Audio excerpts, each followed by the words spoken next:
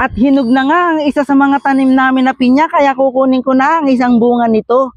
Bali, ang pinya nga pala na to ay galing lang sa palengke. Yung mga pinutol sa ibabaw ay yun ang tinanim ni nanay, kaya tumubo at namunga na ngayon at pwede na namin kunin. Iyo! Ang bango ah! Ang bango nga pala ng pinya na to, napakabango. Ang bango nga pala ng pinya na to, sa amoy pa lang talagang malalasahan mo na ang tamis. Amoy, nalasahan. Iwan ko sa'yo. At sa may di kalayuan naman, sa may tanim namin na papaya sa tabi ng saging, eh hinog na nga pala ang mga bunga niya. Bali kukunin ko na nga pala, eto dalawa siya, papahinugin yung isa, pabayaan na muna yung isa lang ang kukunin ko, eto na. Ba? Meron na nga pala kaming prutas para sa tanghalian at pagkatapos panghimagas kumain. Panghimagas kumain. At bumalik nga pala ako ng sagingan para kunin yung papaya na isa pa, kasi sabi ni nanay pwede daw itong pahinugin sa lamesa at para may display pa. Kaya kinuha ko na siya.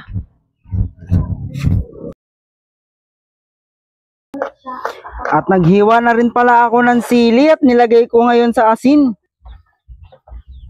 At pinisapisa ako nga pala ng kutsara para talagang humalo yung anghang niya sa asin.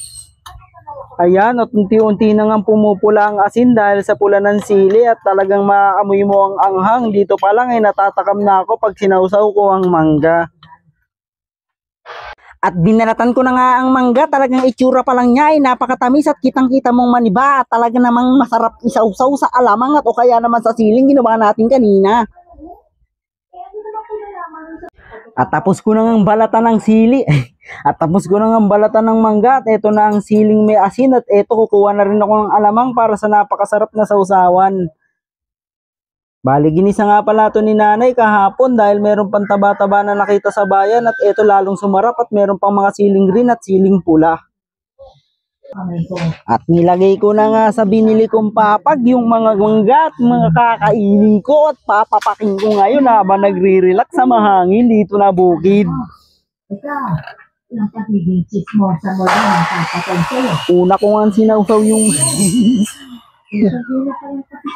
una ko nga palang sinausaw yung mangga dito sa may sili na may asin. Kaya ganyan mang bukod sa tabis yung ayat saka maanghang pa.